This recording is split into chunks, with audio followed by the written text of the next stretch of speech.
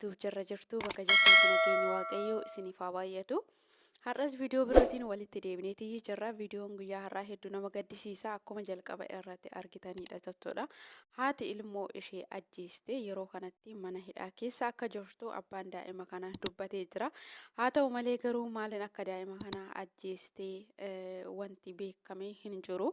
Garuu akka isheen daa'ima kana ajjeestedha. Viidiyoon isaanii baay'ee dheeraadha. Yaa dhageessanis ta'a dhaga'uu baachuus dandeessu. Garuu viidiyoo kana keessatti innillee jechoota garagaraati kan dubbate jechuudha. Egaa osoo isaan bultii ijaarratanii waliin jiraachaa jiranuu namni akkuma jaalalli jiru jibbi jira.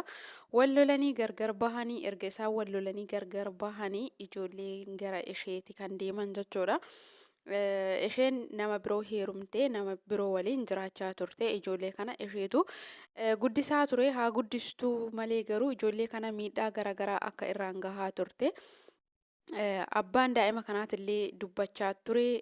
Bilbilaan waan akkasii dhageechisaa ijoollee kana yommuu isheen reebdu kan innillee dhagahaatii ture yeroodhaaf jechuudha. Akka inni dubbatetti namoonnillee kan itti himaa turanii miidhaan daa'ima kanaa osoo lubbuudhaan hin bahin dura akka isheen miidhaa turte manni barumsaallee hiriyoonni ijoollee kanaa daa'ima kanaatillee akka beekan kan namni kun dubbate jechuudha. Daa'ima kana of bira fiduudhaafillee abbaa miti jettee akka namittiin kun isa didaa turte. Kara mana seeraatiin illee yaalaa akka turedha inni kan dubbatu jechuudha. Garuu haa ta'u malee abbaa miti jettee mormaa turte jechuudha. Egaa asirratti inni miidhama isaa yookiin immoo isheen akkana goote ijoollee koo akkana goote jedhee dubbachaa haa jiraatu malee gama tokko qofa yaada nama tokko qofa dhagahanii nama tokko irratti murteessuun sirriidhas jedhee hin yaadu, sirriis miti. Haati takka hanguma fe'eeyyuu yoo taate ilmoo ishee irratti tarkaanfii fudhachuudhaan dura yoo miidhamteedha jechuudha. Garuu haadholiin akkas godhanillee hin jiranilleedha jechuudha. Yeroo baay'ee dubartoonni gaafa abbaa manaatiin gargar bahanii amala abbaa manaa isaanii san yookiin immoo haala abbaa manaa isaanii duraanii yookiin abbaa ijoollee isaanii san gaafa laalanuu ijoollee irratti amala garagaraa fidaa yookiin ijoollee isaanii jibbaate kan deeman jechuudha. Maaliif dubartiin takka ji'a 9 garaatti baattee guddistee makaraa meeqa agartee ilmoo ishee deessee sadarkaa kanarraan geessee kan ajjeestu yoo wanti isheen ittiin jiraachaa jirtu yoo humna olii isheedhaa ta'edha jechuudha. Daa'ima abbaa jechuun yoo gargaaranidha. Daa'imti sun yoo gargaarsa qabaattedha malee abbaadhas jedheetii namni tokko dubbachuudhaaf yoo hin gargaarin baay'ee ulfaata jechuudha. Garuu namni kun rakkattee rakkoo keessa galtee kan ijoollee kanarratti miidhaa fudhachuu dandeesse malee ani lafaa kaatee ijoollee kana himmiitis jedhee yookiin immoo ilmoo ishee hin ajjeesti rukuttee hin ajjeesti jedhee yaaduu hin danda'u waan ta'eef iyyuu jechuudha.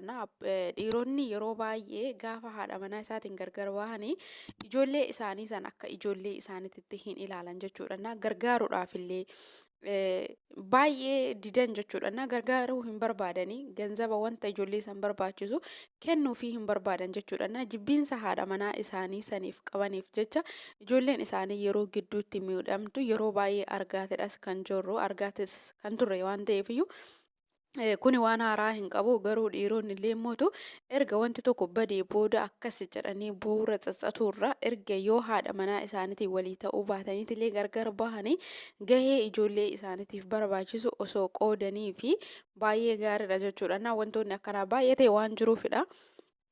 Biyaansi kassasamanii mana seeraatti dhiyaatanii hangana kenniif ijoollee keetii jedhanii gaafa manni seeraa kan irratti murteessuyyuu warroonni dhiiraa yeroo baay'ee kennuu hin barbaadan jechuudha. Ijoollee isaaniiti garuu jibbiinsa haadha manaa isaaniitiif qabaniif yookiin haadha ijoolleetiif qabaniif jecha ijoolleen sababa hin beekne tokko gadduu isaaniitti miidhamte jechuudha. Gaafa isaan haati kan aarii san of keessatti argitu yookiin immoo kan aartu yookiin waan ijoollee saniif kennitu yoo dhabduyyuu ijoollee irratti tarkaanfii fudhachuu geessi jechuudha. Kanaaf namni erga lubbuudhaan darbee booda ijoollee kootii ilmoo kootii akkasii jedhaniiti boora tsatsaturra dursumaayyuu ijoollee isaatiif yaaduun baay'ee barbaachisaadha. Namoonni baay'een ijoollee isaaniitiif jecha gaafa abbaan manaa isaanii isaaniif toluyyuu baate haati manaa ishee ijoollee koo abbaa malee hin guddisu, ijoollee koo haadha malee hin guddisu jedhanii warroonni rakkatanii miidhamaniitiyyi ijoollee isaanii waliin jiraachaa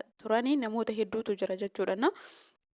Kanaafi kan ammoo kan gochaa jiranu abbaan manaa isaanii amala gaarii qabaate yookiin immoo haalaan ishee bulchee osoo hin taane osoo ishee rukutu osoo waan garaagaraa ishee godhuuyyuu isheen garuu ijoollee isheetiif jecha dubartoonni aarsaa kaffalanii abbaa manaa isaanii waliin jiraatanis jiru jechuudha. Kanaafi dubartoonni hanga kana ijoollee isaaniitiif masa'aatinnatii kaffalan yeroo baay'ee jechuudha. Dubartoonni tokko tokko jechuudha. Tokko tokko immoo haala abbaa manaa isaanii sanirraa kan ka'een ijoollee irratti tarkaanfii fudhatan ijoollee miidhuu danda'an jechuudha.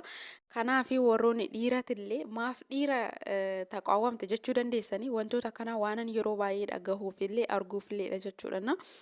Abbootiin ijoollee gaafa haadha manaa isaatiin gargar bahe baay'ee ijoollee isaanii gargaaruu irratti baay'ee gadi bu'aadha. Namoota muraasadha jechuudha. Biyyaansi akka ilmoo isaatuyyuu taate kan dagatutu jira jechuudha. Garuu kana jechuun hunda jechuu miti. Haadholiin garuu ijoollee isaaniitiif hanga dhumaatitti aarsaanii kaffalanii haati kun garuu ijoollee ilmoo ishee kana ajjeestee sa'aatii kanatti mana hidhaa keessa galteetidha kan jirtu, hidhamteetidha kan jirtu jechuudha. Biyyaansi jaalatteetillee ilmoo ishee kana ajjeesuu dhabuu dandeessi. Har'a garuu tsatsatiin itti dhagahamuu danda'a. Maaliif haadha caalaa kan ilmoodhaaf bootaa qabu, abbaa caalaa kan ilmoodhaaf bootaa qabu haadha jedheen yaadaan jechuudha.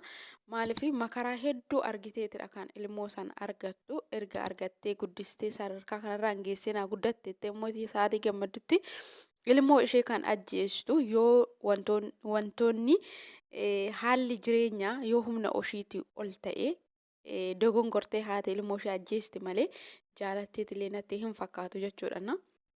Kanaafidha.